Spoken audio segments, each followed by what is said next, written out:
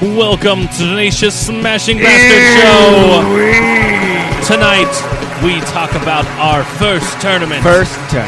We talk about the DDO results. Dynamic results. And we also talk about the Preserve. Is it the Preserve? It's the Airborne Preserve. Airborne Preserve. First time it's ever been played because it's the first year it's existed. Yeah, Kale LaVisca buying up some old golf course in Minnesota. Yeah, beautiful. Big wood bear is the trophy. The wood bear. The wood bear. The wood bearer. Yeah, somebody's going to bear the wood. Well, Jake? Yeah, Benjamin? My right-hand man? Well, sometimes we use both hands. It's good to be back. It is good to be back. And it's good to be back when we can actually have a show post something. And I'm plump tuckered. Yeah. Oh, Bubby. Are you plump tuckered? We played in our first ever disc golf tournament. We did. It was at the Mount Airy Forest. It was. It was an AM event. It was. We were in the rec division. We were. And we, I did about as good as I thought. Jake, how'd you do? I won. Excuse me? Yeah, I won. I'm the winner. You definitely did not win. What do you mean I didn't win? I beat you. Well, you did beat me. And that's all that matters. Well, honestly, I was only trying to beat you. So That's right. That's right. Well, listen, I was on a card with a 6'2", 15-year-old boy with his mom caddy, and he walks up the hole one and papes one 450, and I went, oh, not winning. Yeah, this was a tournament of the youth. Well, at least in our division.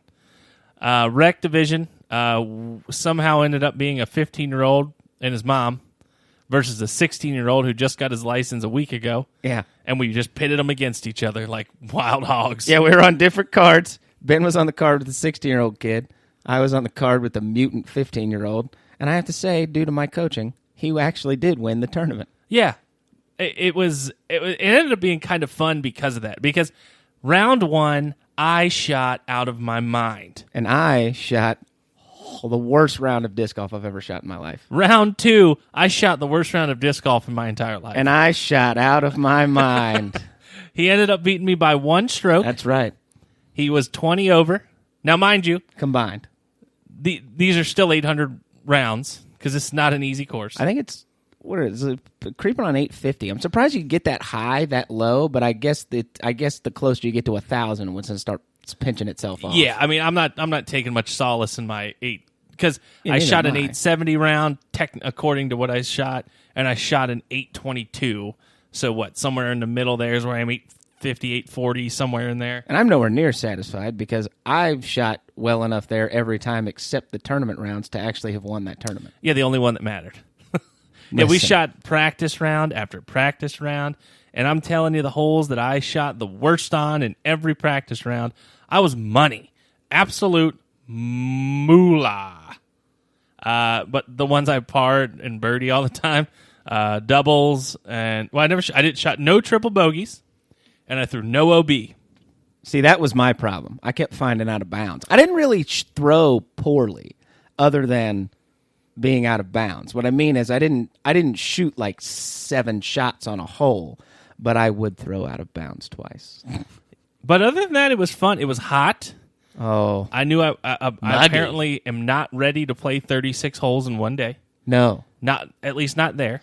I haven't trained our bodies. No. And they reached a certain point at about hole 13 where I went, I just don't really want to do this anymore.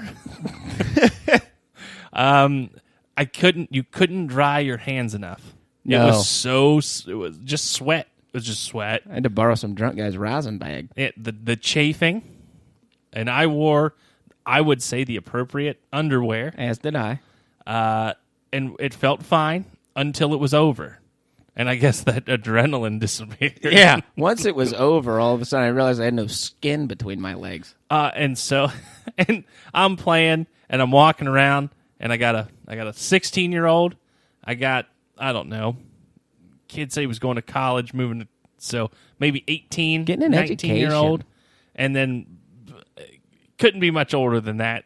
for the other guys, and then me, my 31-year-old first tournament playing ass, just dragging this card. Just drag. Yeah, so I'm like, I just don't. Oh, guys, gentlemen, are we having fun? Come on, just mark me down. At for least something one good. other guy on my card was 30 even, but I was still the elder statesman. Yeah. Wait, that guy was 30? That guy was 30. No, the guy in the orange shirt. Yeah. No. Yeah. No. Yeah. Well, Heavy drinking, sleeps on his face, bad skin, the whole deal. Just sweaty and out of shape. Look, when you're fat and you got the Just for Men touch of gray going on already prematurely. Yeah, younger than me, bud. Younger Wow. than you. no, I was not prepared for that. But congratulations to the 15-year-old who won. Yeah. Weirdest name ever. Won't say it, just in case. Yeah, I mean, he's a minor, so we don't want. Yeah, we people don't to want to know. do that. The 16-year-old, I liked that he was listening to me. He was Until caddying he me. wouldn't. And then the one time I didn't get to him in time was when he chucked his disc into the woods. So See, if I figured that's finally him watching you play. no discs in the woods. I played almost too safe because I was like, I don't want to have to look for my disc. I don't want to be OB because that's just extra strokes, and I'm not prepared for that. See, I was reckless abandon. Out of bounds is the road. I can find that. But thank you to who puts it? Is it Natty Discs? Natty Disc Golf. They put the tournament on. I think they did a great job. Yeah, absolutely. It was a lot of fun for us. Again, I wasn't taking it too seriously. I was just out there to play. Yeah, did. I shot 13 over par. Ridiculously bad. Uncomparably bad. I've never shot a scoring round that bad, even when I've thought to myself, good Lord, this is the worst round I've ever shot. What's wrong with me? Still had a great time. Yeah. So played again. I don't know when my next tournament's going to be. Well, I don't either. I'm thinking if someone's putting on a tournament in October, Yeah. I'd love to play in a nice 60-degree weather. Nice tournament. October tourney, you know? Yeah, a little October tourney. There's got to be some. Oh, we got to find them. We'll find them. Gotta be. We're PDGA members now. They'll come to us. Oh, yes. But enough about us. There was also a tournament last weekend that That's we right. talked to you about. Not in Minnesota. Not in Minnesota. This one was it Eureka, Kansas, or is it Emporia, Kansas? It was the Dynamic Discs Open. That's right. And one of us predicted the correct winner, Simon Lazat. He did. He was not. No. What do you no, mean? No. What do you mean? No. Look, I didn't actually watch the tournament. All right. So let's give you. I'll give you a rundown of who we said. We made two guesses. That's we right. made our final card, final day of the tournament. Who's going to be on the lead card, and who was going to win the tournament. Jake, because you were so wrong, I'm going to say yours first. He said I was not wrong. I had Calvin Heimberg. Simon Lazat, Simon. who was also going to win the tournament. Absolutely did. Ricky Wysocki, hey, he got one. Hey, got He one. was on it. Wait, was he? Yeah, Yeah, was he on was. the lead card. That's right. Calvin Heimberg, You had Calvin Heimberg. who didn't make the lead card, but he almost damn near won that thing from the chase. Yeah, he put on a show. And who was your fourth? My fourth was Jimmy Conrad. Jimmy Conrad. That also did not Crashed and burned. did not do well. Jimmy Conrad. Now, just to refresh you in how when the day comes and when I'm on CBS Sports because of my analysm, they're gonna Analysis. whatever, some kind of worms. No, analysm's the thing in your brain. I almost nailed it. I had P. McBee. He was there. I had Ricky Wysocki. He was there. I had Kevin Jones. He was there. And my And then you had one of those analysms and picked Greg Barsby. I picked Greg Barsby. As you will all remember, I said I'm going to change my mind, and I didn't. But who was on that final card was Emerson Keith, who was the one I was going to change to. I can attest to that being true. I could not believe it. I would have won whatever prize. Now, I guessed wrong. I thought Ricky Wysocki was going to win, and this might not be the year for Rick based on... No, Rick's not having a good one. He's not having a good restart. He didn't shoot well in Minnesota either. No, Minnesota, which we'll get to, but he wasn't even in contention in Minnesota. No. But the Dynamic Disc Open, just to put a bow on her... Wrap her up. I did not enjoy it. No. I didn't like watching it. I didn't either. I don't like the courses. Now, I get it. They got to be hard. But when it's that windy and there's that much OB, the best player isn't really going to win that. Like, Paul Macbeth didn't almost lose that as much as the wind was just going to steal it from him. Yeah. Because Heimberg's a bigger arm. So at some point, even though Paul Macbeth throws 500 feet, does everything right, Calvin Heimberg, just a motionless ass, just throws destroyers 7,000 miles an hour. He was going to beat the wind more than Macbeth could beat the wind because he could just beat it with arm strength instead of strategy. Well, it was, you put your disc on a slightly bad angle, it was getting blown halfway across the course, and it was just insult to injury, is now you're throwing back into the wind that you just got knocked off course with. I don't know. The disc golf on the golf courses, and they're roping off things, and there's weird, golf cart paths, and it's just like it's not good to watch. Well, it's like my least favorite hole on the entire Pro Tour is, I don't know the number, but it's the one at USDGC where it's just tee pad, bushes up the right in a straight line of the tee pad, and the basket kind of just sits on a slope, and it's a big open hole, and they just roped off OB in such random spots that you, the viewer, have no idea what's actually in bounds or not, and the guys just chuck it straight, and then you wait for one of the spotters to wave a flag because you don't even know where it's at. Because I think, as far as, you want to make the holes hard because the guys are getting better, they're throwing further, the discs are better. It's the same thing actual golf's going through, where these guys can drive the ball 400 feet or 400 yards, 450 yards, not just like one or two of them, like all of them. So the issue that I have now is, now that disc golf's kind of becoming a sport, like it's being seen as a real viable sport and sporting event, the reason people watch golf is because they play on pristine golf courses. Right. It's the visual, it's the commentary, it's the magistry of golf, which I don't think disc golf has right now. And I get it, it's a restart, very limited staff, it's the middle of the summer, but it was just it wasn't fun to watch. No, it really wasn't. And Disc Golf Network, if you need somebody, I'm here. We're here. We're here. That's right. Listen, we're a team. I want to be a sideline reporter, and here's why I can't bring Jake with me. What do you mean? Because what are you saying? I'm very willing to just chat and say, hey, great round. What do you think went well? How did everything go? I'm glad that you're here. I'll chat. I can chat. You sure can. I'll chat right now. And if you want me and it's just me, I'm fine. If you want us both, great too. But if you want me to, just... They want us both. I'm Ben at Tenacious. I'm the glue. .com. The glue. Listen to these pipes. But yeah, so... The glue. That leads me to... Yo, glue ras. That leads me to the next tournament, which... much easier course, far more enjoyable to watch. And it's not because it's easier. It's because Cale Laviska plays. And he went, you know what I'll do? I'll make 1,000-foot holes. No, it'll be. Chuck it, boys. See what happens. Because Cale Laviska didn't care if you shot 40 under par at his course. Mm-hmm. Do you remember we were watching that Jomez, and it was at Idlewild. And Idlewild's a hard course on its own. But then when the pros come in, they also make weird OB. And Ulibarri says something about sometimes these guys just make courses that they just don't want us to shoot a certain number down. So they just make it impossible. Right. Yeah, and it's visually, I saw everything. What's out of bounds? The water. Oh, okay.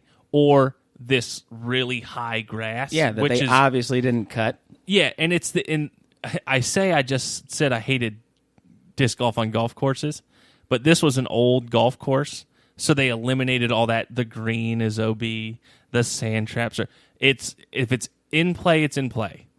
Visually, it looked great. I think they got better camera angles. You could see everything. These guys are launching bombs. Hole 18, it was like eagle or nothing. Yeah. They're just bombing these shots. It was just far more enjoyable to watch. Plenty of long holes. There's lots of shots. Like it's a little pin. I don't know what hole it is. Might be 17.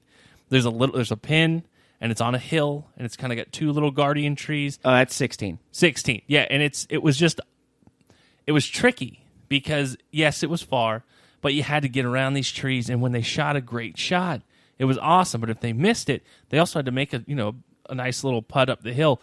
Just so much better to watch. I don't care that the winning round was 41 over. Under. Sorry, I was thinking of my scores. Yeah. What a terrible 41 over might win out there in Kansas. All that wind. But it was just so much better to watch. And who's ever out there in the PDGA, Will Schustrick, hopefully you Vote can make for some. Will. Hopefully you can make some changes. Vote for Will Schustrick. Vote for Will Schustrick in the PDGA elections, because maybe he'll bring some sense to him. He'll bring something to him. Maybe some ointment for a neck. Well, we lost all credibility for Will to come on to the show. Was he coming? He might have. I'll ask if him. He was on the board. Look, I'll ask him when he gets here. And you said I wouldn't chat. I'll chat right to him. The big thing is if this sport's going to be a real sport with coverage, the only person that I'm keeping is Nate Doss. Nate Doss is incredible. Did Nate Doss not do amazing as like the color guy? He was more than the color. He was breaking it down. He was doing the other guy at Disc Golf Network has the golf voice down. I'll give him that. Well, that's the guy that used to do the old Spin TV. Yeah. That's old Jamie Thomas. He does a great job. No, he looks like a substitute teacher. Well, you're not supposed to see him. That's the problem. None of these guys look like they should be speaking. No, Nate Doss looks like he reads other people's mail. But I like that they got the husband-wife duo. They got Nate doing the men's, and they got Valerie doing the women's. Which it's amazing that they took time from Bevel Brewing to come out to Minnesota. Look, they got time. No one's buying that beer. I'd probably drink it. Well, of course you would. Where is it? Is it in Oregon? Probably. That's where they're all from. Yeah, that's true. And it's a hop, skip, and a jump from Oregon to Minnesota. Is it? No, it's really far. It's a stone's throw, so far. as they say. I am so... Okay, how good do you got to be to play in a 2-day tournament? Because 1-day tournament is no bueno. Do they have a 2-day AM event where I could stay in a motel? Doubtful. Little lunch break, back at it. Yeah. Hey, you know what? 1 hour. All right, cool. Showed up with 1 hour later. Oh, you got another damn near 40 minutes to wait. Oh, I would have much preferred this in my car. Yeah, I like how your tee time was wrong, but they gave me the right one. Yeah. Hey, come back at this time. Wonderful. What time are you supposed to be back? 1:50. Cool. Eat my lunch. 1:30. Hey, we should probably start walking. It's a bit of a hike. Yeah, kick aside the shell casings in the parking lot. It's not a joke. They were actual, probably left over from the excitement of the 4th of July. Oh, but with the hopefully this isn't a spoiler because this is going to air on Monday. So if you didn't see the results, no, they saw. Come on, you saw the results. They're up. They're up with the times. So the results. No, it was in Minnesota, not Europe. Come on. So the results for the Preservative Championship. Tell me I can't chat. Chat with the best of them. Your 2 male and female winners. Simon Lizotte. You know what?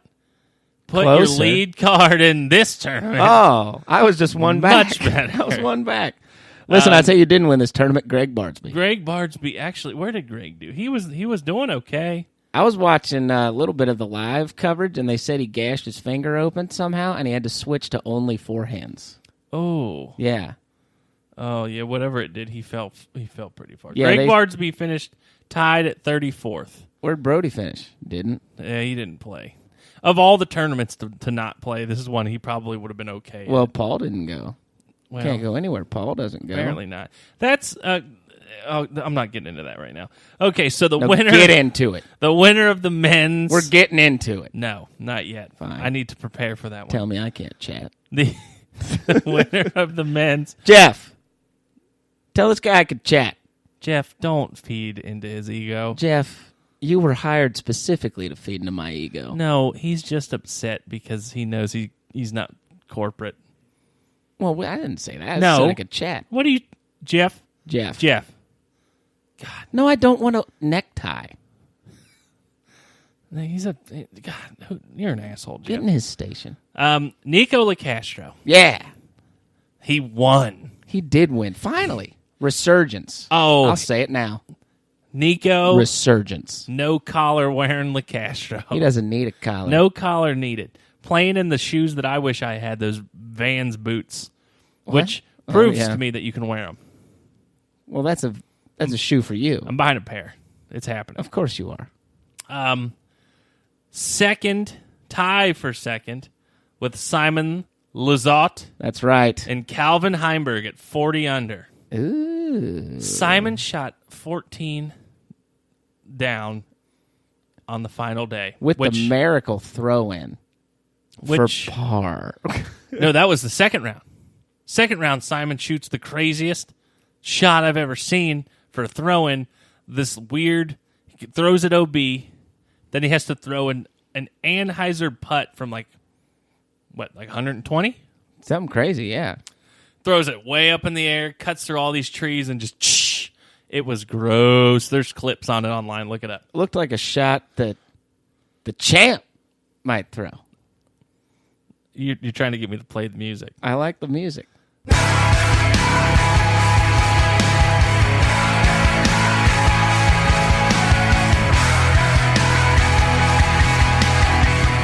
right. If you're sick of the music. Did Ken Klima not play in this tournament? Ken Klima did not play in this tournament. What about the Berg?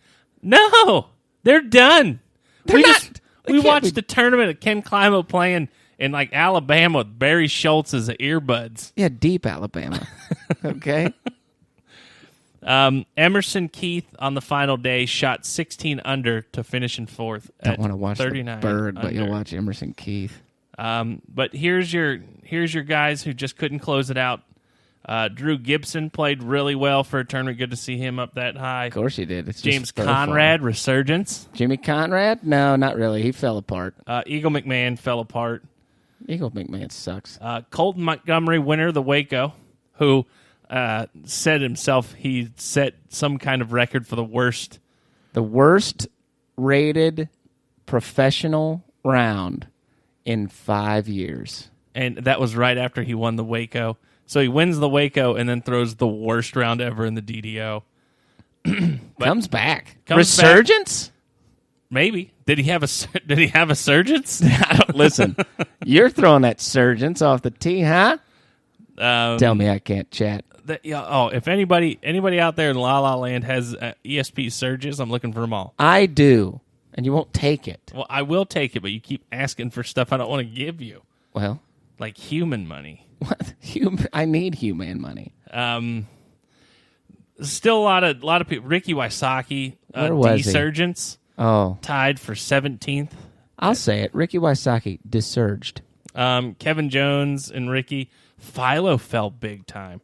Philo was up there in like almost lead card for 2 rounds. Finishes 29 under. Philo on a course like that, though, at some point's going to get out-armed. Well, it wasn't so much the out-armed. It's he needed to make every single putt, and I think if he starts missing putts, it was over. Paige Shue's husband finished 25th. John Shue. No, Grady Shue plays Grady for the Jets. Shue. That's right. Yuli, Prisnell. So who finished last? Toilet bowl. Jake Cross. Ha! That guy sucks. Wait, he didn't finish, so that doesn't count. Okay, who scored? Finished last with a score. Raheem Ansari. Ha! That guy sucks. Tell me I can't chat. I'll chat with him.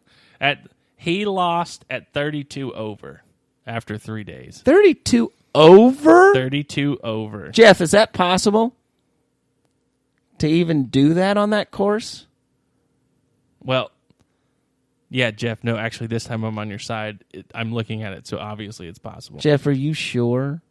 He's...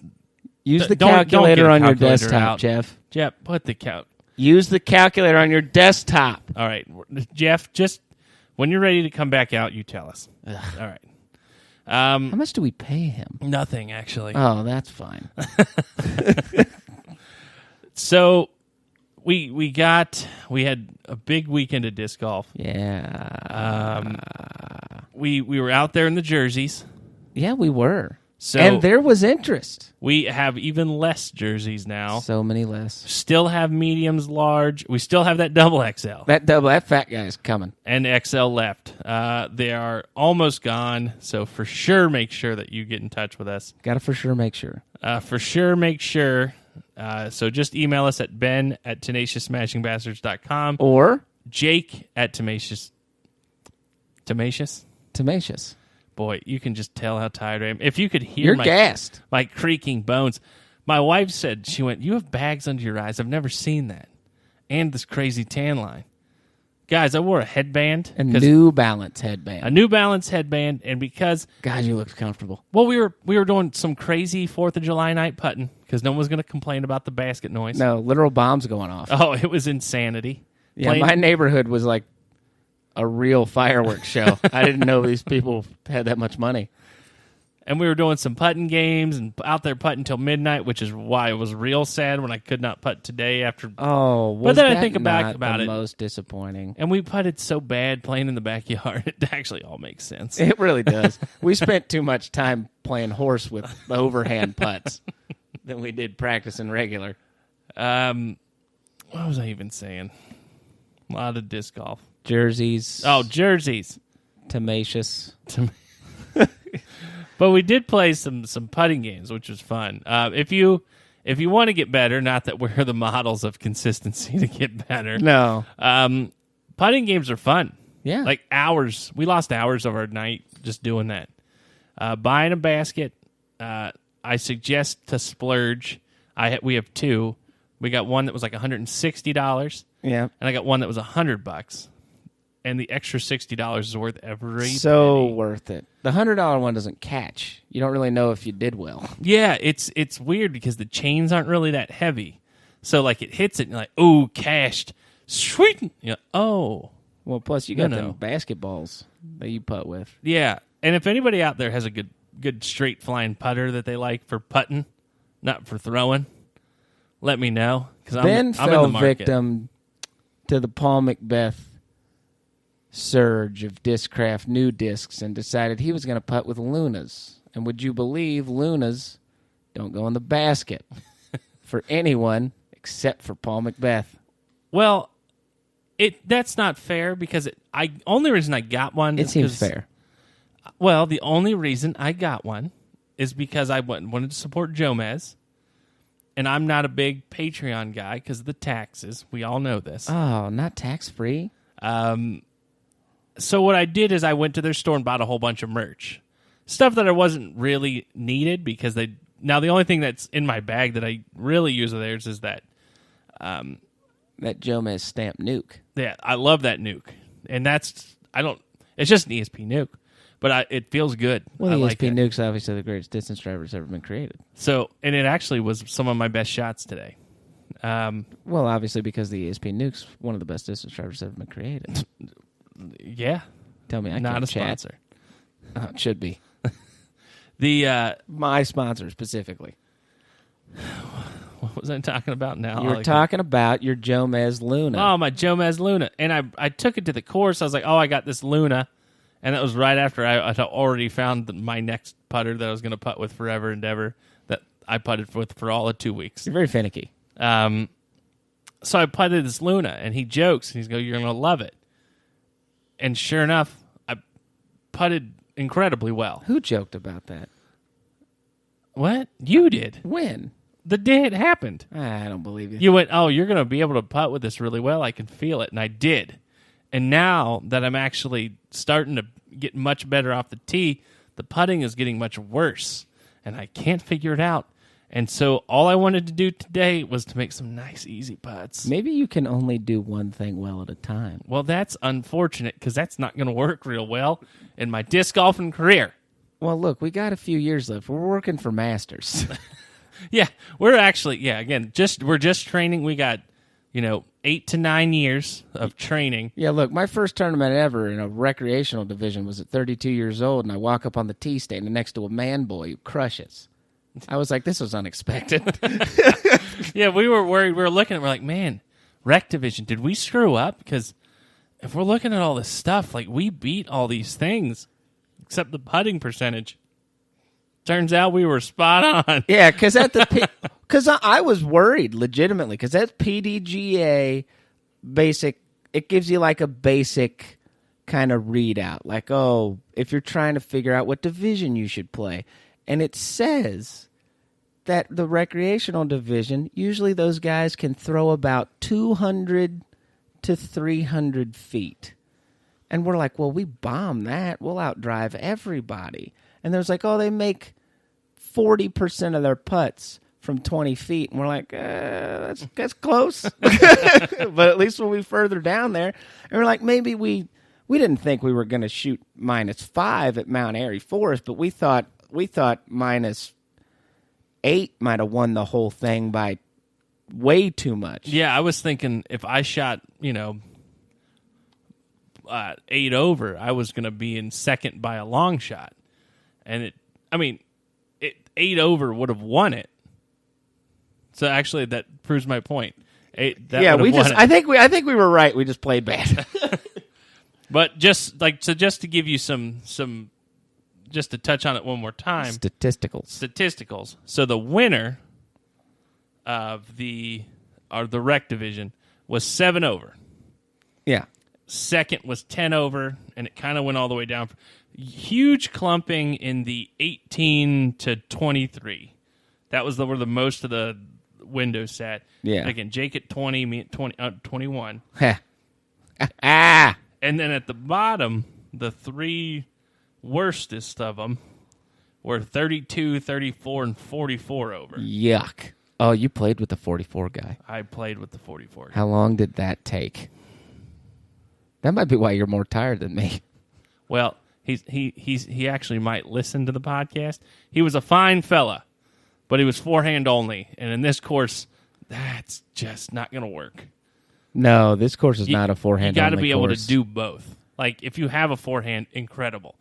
Very helpful. But for as much as... There's a lot of forehand shots there, but not so forehandy. Like, I don't throw forehand at all, but I can get to all of them with backhand turnovers. So they're not must-haves. Right. And just to give you a little hint, so like the intermediate, which is what we almost signed up for, because we weren't quite sure what to do, the winner there was 1 under. Okay. 33rd place. This was the biggest amount of people. 33rd was 25 over. So if we would have played intermediate, we would have been tied for... You would have been tied for 30th. I would have been standalone 31st. Ooh. So we played in the perfect division. Yes, we did. Well, I think it was better, even if we would have gone out there and shredded everybody, it was way better to start there just to get a feel for what a tournament's like. It was pretty relaxed, too. Like, it was just kind of, you went through the motions, we did the deal. It was fun. So if you've never played in a tournament before and you play this at all, do it. I would do it again, just not right away. This is not. Yeah, no. Turns out I need to recover. And you do the softball thing. You play like 5 games in a day. Yeah, not as bad. No, and I don't know why. Because I had to stand the whole time. Well, there's some about that throwing motion and kind of just that mental thing about it. I don't know what it is. Just lining up your shot, okay. And you only get 1 shot. Like, you play softball, you get a couple at bats, you get a couple balls, da-da-da-da-da. Listen, you blow a play, no big deal. Ball is more physically exerting as far as the things that you're doing. You know, catching a rocket shot, throwing him out, to where you're going to go with the ball. Oh, you got to hit this pitch, you got to run the bases, blah, blah, blah. But at no point do I have to dig through trees or walk up and down hills. Yeah, it's the walking and the heat. And the chafing. Oh, the chafing. God, just a rosy red ball sack. But we should be rated players. Again, guessing. If you made me guess, somewhere in that 840, 830 range. Yeah. Which gives us an idea and an indicator where we are, which is the best fine. part of this is I'm going to be higher rated than you by one. By whatever one stroke is. One stroke. It's 10 points. we got the readout from one of the what do you call them? Stand around the side. What are those things called? Jeff, what do they call those? No, they're not referees. They're not. It's not a basketball game. No, the tournament director. That's the one guy. Why would he be on the course? Well, he was on the. Okay, yeah, he was on the course. So you're right. Spotters. That's what they're called. We don't even need you. No, Jeff. Get back in the office. Yeah, but one of the spotters, Kev asked him how the ratings work, and he said it's 10 points every stroke. So, like, you shoot. So you will be 10 points higher than me, roughly. Yes, exactly 10 points higher than you. That's unfortunate. That's wonderful. This was my chance. Yeah, it's never coming back. Nope. Because now I figured it out. But that's all the time we have for today. Ooh. Again, you can always find us. I made one post on Instagram. Yeah. And it was when I was winning. A convenient post. Notice how I didn't post the final statistics. There's also one comment on that post. And it's from the Scarce himself. If you want to, you can find us at ben@tenacioussmashingbastards.com or jake@tenacioussmashingbastards.com. Email me.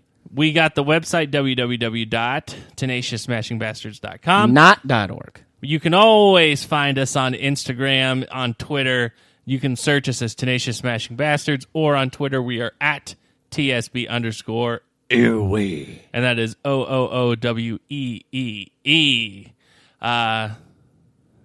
That's really it.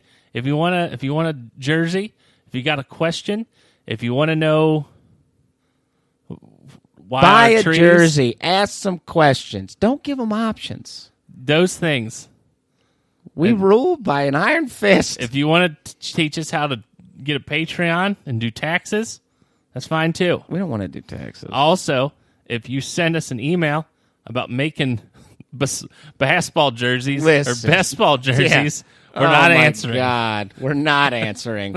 If I get one more of those, swear to all that is holy, one more broken English asking me if I need basketball jerseys. We got them.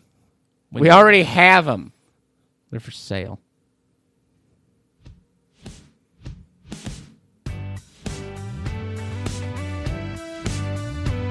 I'm just going to edit this. I'm going to